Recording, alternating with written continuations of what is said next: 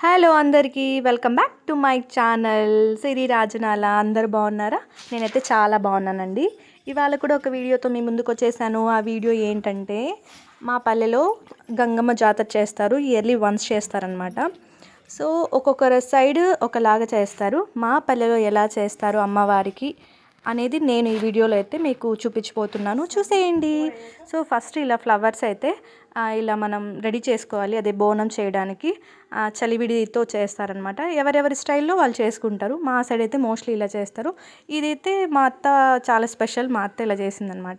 So ఇదైతే రాదు మాకు చేయడము. స్టిక్స్ తీసుకొని ఎదురు కట్లు ఉంటాయి కదండి, వాటిని సన్నగా చేసుకొని ఇలా వాటికి మా సైడ్ ఈ ఫ్లవర్స్, వైట్ ఫ్లవర్స్ని అయితే లిల్లీ పూలు అంటారు. కొంతమంది అయితే ఇంకా వేరేలాగేదో పిలుస్తారు, నాకైతే ఐడియా లేదండి.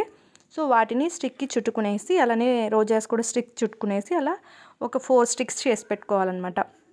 అలా 4 స్టిక్స్ చేసి పెట్టుకున్నాక సో ఒక తట్ట ఉంటుంది కదండి, పూజ తట్ట పెద్దది ఉంటుంది కదండి, దానిలో ఈ పువ్వులు చుట్టాం కదా స్టిక్స్, అలా నిలిచిపెట్టాలన్నమాట పల్లకిలాగా.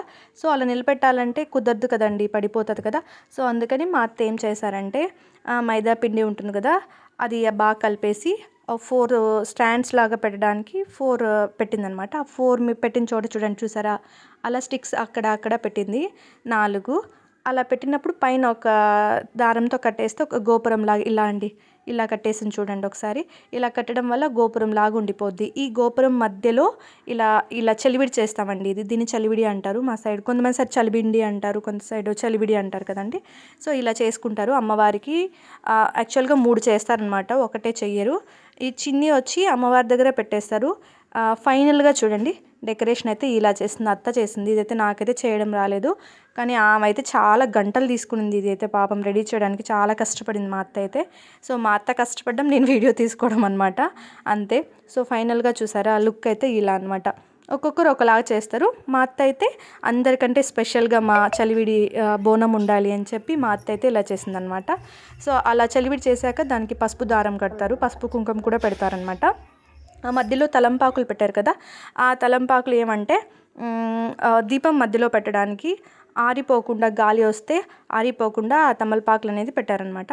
సో ఇక్కడ నేనైతే మా అత్త నాకు దీపం పెట్టమని చెప్తోంది. ఇంకెందుకంటే ఇంకా పల్లెలో అందరినీ అదే బోనం తీసుకురమ్మని చెప్పారనమాట. సో ఇంకందుకనేసి బోనం తీసుకెళ్లే ముందు మనమైతే దీపం వెలిగించుకుంటాం అనమాట. దీపం వెలిగించుకొని కడ్డీలు పెట్టి అమ్మవారికి మొక్కునేసి, సో ఏదైనా కోరిక గట్టిగా కోరుకొని అలా చలివిడి తీసుకుని వెళ్తామన్నమాట, బోనం తీసుకుని వెళ్తామన్నమాట. నేనైతే ఇంకా అమ్మవారికి దీపం అనేది పెడుతున్నాను అనమాట.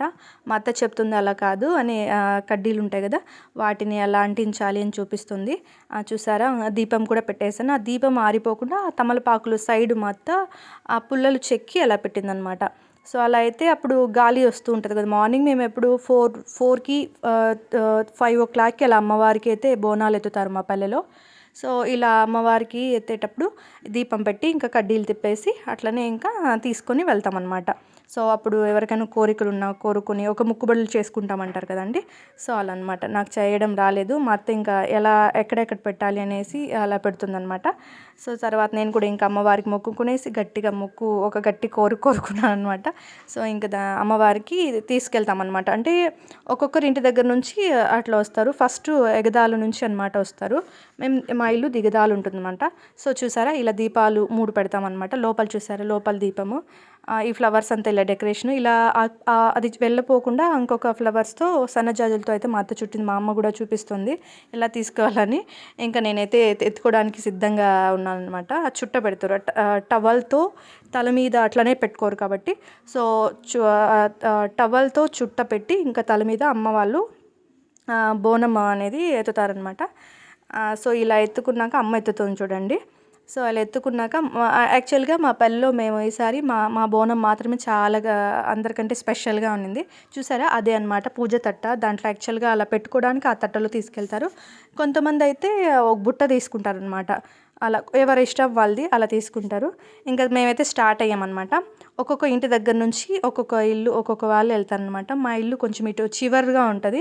సో మధ్యలో నడుచుకుంటూ వెళ్ళాలి. ఇంకా రోడ్లోకి అయితే నేను వచ్చేసాను. ఇంకా అందరూ ఒక్కొక్క ఇల్లు వచ్చినాక ఇంకా మా పెద్దనాన్న అక్క వాళ్ళు వచ్చారు, మా అక్క వాళ్ళు. సో నేను నిల్చున్నాను.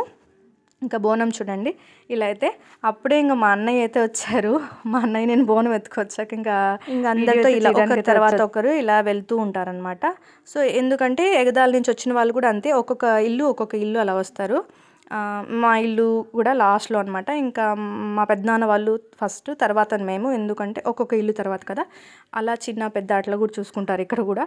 సో అలా బోలం ఎత్తుకున్న తర్వాత మధ్యలో ఇంకా అమ్మవారికి ఇంకా మేము వెళ్ళేటప్పుడు ఒక్కొక్కరు ఒకలాగా చేసుకొస్తారనమాట. సో మా అత్త అయితే అలా చేస్తుంది. మా అమ్మకైతే చలివిడి చేయడం రాదండి. సో యాక్చువల్గా ఎప్పుడు చలివిడి చేసా కూడా మా అమ్మ అంటే పక్కింటి అత్త వాళ్ళని తీసుకుని అమ్మ చలివిడి చేయించుకునేది. ఈసారి అయితే మా అత్తయ్య వచ్చారు. మా అత్తయ్య ఇంకా చేసేసింది అనమాట. లాస్ట్ టైం కూడా మా అత్తవారే చేశారు. సో మా అమ్మకి చాలా హెల్ప్ అనమాట. ఎందుకంటే ఇంకా మా అమ్మకి చలివిడి చేయడమే రాదు కాబట్టి. సో ఇప్పుడైతే మేము అమ్మవారి గుడి, అది నడివీధి గంగమ్మ అనేసి అలా అనమాట. ఆ అమ్మవారికి మేము ఇప్పుడు బోనాలు ఎత్తుతాం అనమాట. సో ఇలా ఒక్కొక్కరు నిల్చున్నాం కదండి. సో అలా అమ్మవారి చుట్టూ ఒక 3 రౌండ్స్ వేస్తారు. 3 రౌండ్స్ వేసిన తర్వాత కొంతమంది మొక్కుబడులు చేసుకొని ఉంటారు కదండి, వాళ్ళు కూడా మాతో పాటే పొట్టేలు కొట్టుకునే వాళ్ళు కొట్టుకుంటారు కదా, వాటిని కూడా 3 రౌండ్స్ తిప్పిస్తారనమాట. సో మా పల్లెలో ఏంటంటే ఫస్ట్ దేవరింటి వాళ్ళని ఒకరు ఉంటారనమాట.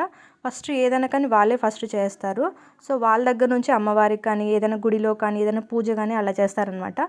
సో ఇక్కడైతే మా అన్న పొట్టేలను పెట్టుకున్నారు. మేమైతే ఇలా తిరుగుతున్నామండి. 3 టైమ్స్ తిరగాలి. 3 టైమ్స్ తిరిగిన తర్వాత ఒక్కొక్క బోనం అక్కడ పెట్టి ఇంకా అమ్మవారి కోసం మనం తెచ్చిన శారీ, బెల్లం అన్నం, తర్వాత చలివిడి అవన్నీ అమ్మవారికి ఇచ్చేస్తారు. అలా ఇచ్చిన తర్వాత ఇంకా మనవన్నీ తీసుకున్న తర్వాత ఇంకా టెంకాయ కొట్టి అక్కడ ఇస్తారనమాట. అది దేవరింటి వాళ్ళని చెప్పారు కదండి, వాళ్ళు అక్కడ ఇస్తారనమాట. సో ఫైనల్గా ఆ జాతర అయితే అయిపోయింది.